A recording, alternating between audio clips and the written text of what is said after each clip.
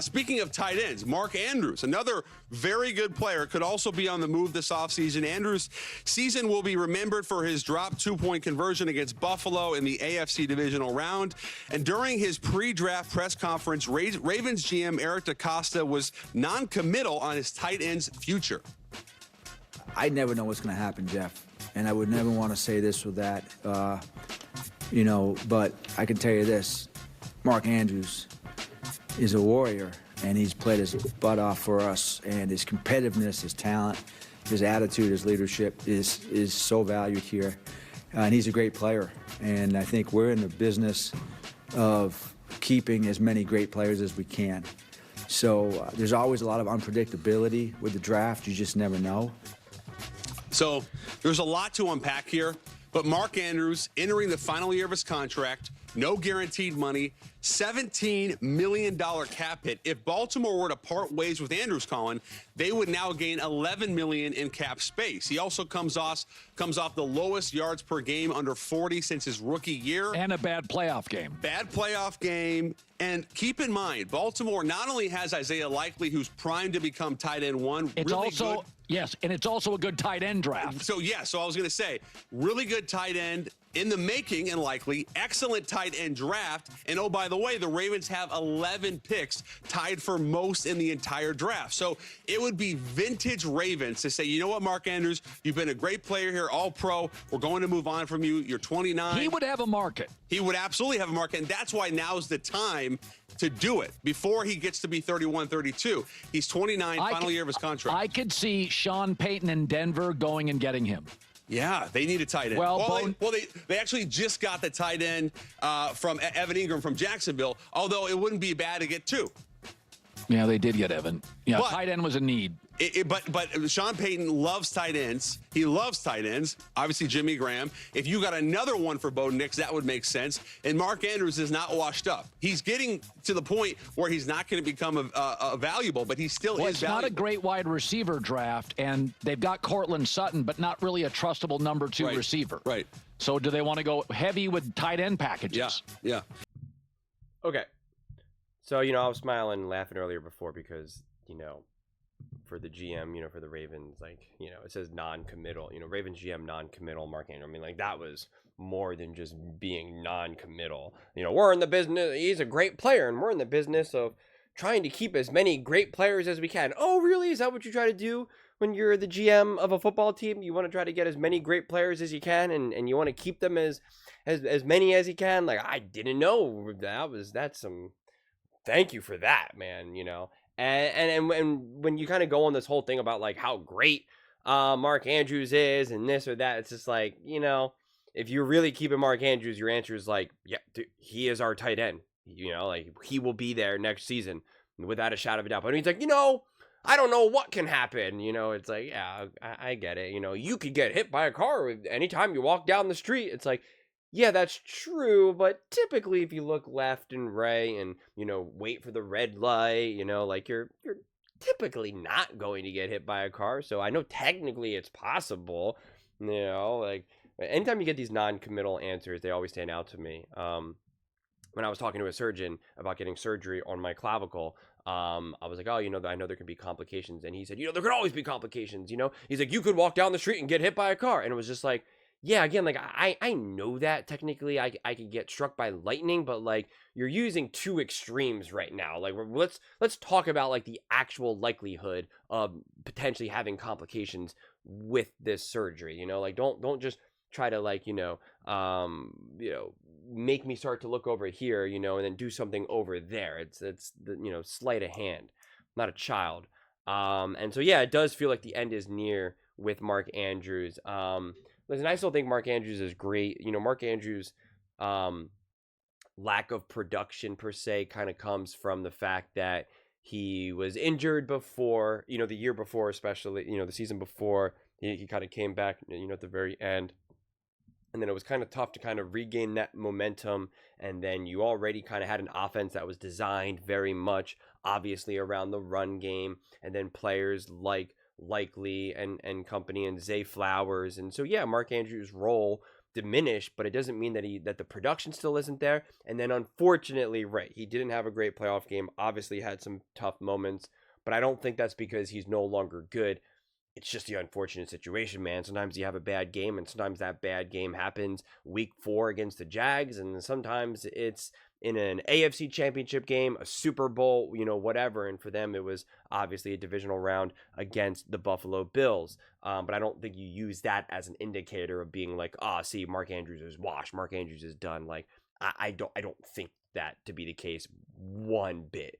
When you saw Travis Kelce, when you see some of the highlights of Travis Kelce, like really getting beat against the Philadelphia Eagles in the Super Bowl, like you can actually kind of just circle in a big red circle and be like, ugh, that looks like some guy who's really hanging on by a thread. Even though Mark Andrews did not play well, you can't really just be like, ooh, that's the guy who looks like he's done. Like I just don't see that. Everyone drops passes. It's just unfortunate. You fumble, like it's just unfortunate timing. Obviously, you don't want it to happen, of course, if you're Mark Andrews or if you're a Ravens fan, but like it just is what it is. But yeah, I think the Ravens are in an interesting situation with their team right now. It's always interesting when you have to kind of make some of these tough decisions and you haven't won yet, right? You haven't really reached the goal. There still is this feeling of we have to take it to the next level. We got to get over this hump, so to speak. And when you have a player who's been so great and special and a foundational component of this Baltimore Ravens team, and you're just kind of like, do we move on from him? Do we pay him? What is he looking for? I think that also what it comes down to is like, what is Mark Andrews looking for? Does he want to continue to be part of this ride with the Baltimore Ravens? Is he looking to maximize what probably will be his final contract? Like, that's why I don't think it's fair just to kind of just be like, okay, move on from Mark Andrews. He's getting older. He's been banged up. He had a bad playoff game. I think it's really got to be like, you have to actually really understand, like, what is Mark Andrews looking for? What does he want at this point? Is he okay being tight end 2 if it comes to that? Is he okay taking a cheaper of a deal? Does he really want to help the Baltimore Ravens win this Super Bowl with Lamar Jackson? Like what does Mark Andrews want? And because I think Mark Andrews is a great leader. I think he's a baller. He's someone that you want on the field with you, right? He just is. He's someone that you want to go to battle with. Lamar Jackson has had tremendous amount of success with him and has some great chemistry with him. So, and again, I understand he's 29, turning 30. Tight ends are so interesting. It's just a lot of positions are like this, where it's just hard to gauge kind of like how much juice is left in you. You got some of these tight ends that can still be, big, important players for you, well past your 30s. It's not like, you hit 30, you're done now. Do you want to sign a massive deal, top dollar deal for a tight end when they're 30, 31? Like, no, probably not. But it's not like this automatically, yeah, he's 30, let's move on, let's draft another tight end, get on with it. If there is a tight end that you truly love in the draft and you can move on from Mark Andrews, then I think that's totally fair. But at the same time, you can make the argument that 2025 is the year to win, right? 2025 is the year to win.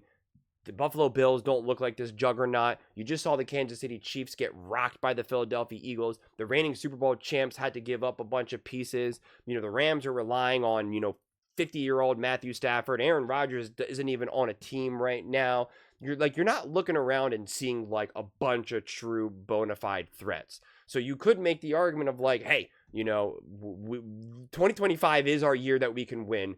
Do we want to try to think about next year and the year after, move on from Andrews, get, draft a tight end? Like it is a little bit of a game that you're potentially playing. And you're in a little bit more flexible situation because of the weapons that you have, because of likely, that you have. So it does give you a little bit of freedom, but I think if I'm the Ravens right now, I'm really focused on how do I win in 2025 more than anything. I'm not really trying to think about like, oh, well, if we keep Mark Andrews, then we have to worry about the year. Like, and again, that still might be the play. The play might still be, in order to win right now, might still be move on from Andrews and draft someone else. Like that could totally be conducive with that. But I'm just looking at it through the lens of like, how do we win this Super Bowl in 2025? Because again, if I'm looking at it from the Baltimore Ravens perspective, I'm like, am I afraid of the Texans? Like, no. Did that Bengals defense really get better? Like, I don't know. Maybe we'll have to wait and see. The Steelers, but they don't have a quarterback. The Browns, they don't have a quarterback. Like that's the lens that you're still looking at all this through. And you're like, yeah, the Chiefs, like their O-line, like, I mean, they better hope they can draft someone. They better hope they can stay healthy. Like, we're not as afraid of them as we maybe once were. The Bills are the Bills. We know we can beat the Bills. We've done it plenty of, we've done it. We dominated them just last season alone. And then again, if you're in the Super Bowl and you're looking at the NFC, like you're not going to be scared of the Rams. You're not going to be scared of the Lions. You played the Eagles well, relatively speaking. It wasn't, either team's best game, quite frankly, but it's not like you clearly were outclassed and outmatched by the Super Bowl champions. And again, you can make the argument that the Eagles are taking a slight step back. Like, also, we know how hard it is to repeat. Like, that's a thing. Are you scared of the Dallas Cowboys? No. And if you look at the Washington Commanders, you're like, yeah, Jaden Daniels, that's great. You did it for a year. Do it again. So, like, if you're the Ravens, you have to really be thinking that you should be, without a shadow of a doubt, still a top bona fide, undeniable Super Bowl contender going into this season. So what do you need to do to boost that up even more and solidify that even more? To me, that's how you make your decision, rather than trying to kind of just be, clever with some contracts leaning into the future. But those are just my thoughts. I'd absolutely love to hear yours. What do you guys all think about the Baltimore Ravens and the non-committal future with Mark Andrews? Let me know in the comments below. I read every single comment. It's whether you agree with me or disagree with me. Either way, let's get in some discussions. Let's get in some fights. But ultimately, let's just have some fun. And please do consider subscribing. We are building an amazing community here, and absolutely love to see you part of it. I want to build something that we all genuinely feel connected to. Something that we're really excited to be part of. I think we're well on our way to doing it. And please don't forget to give this video a thumbs up, as it really does help the visibility and the algorithm. Thank you so much. See you next time.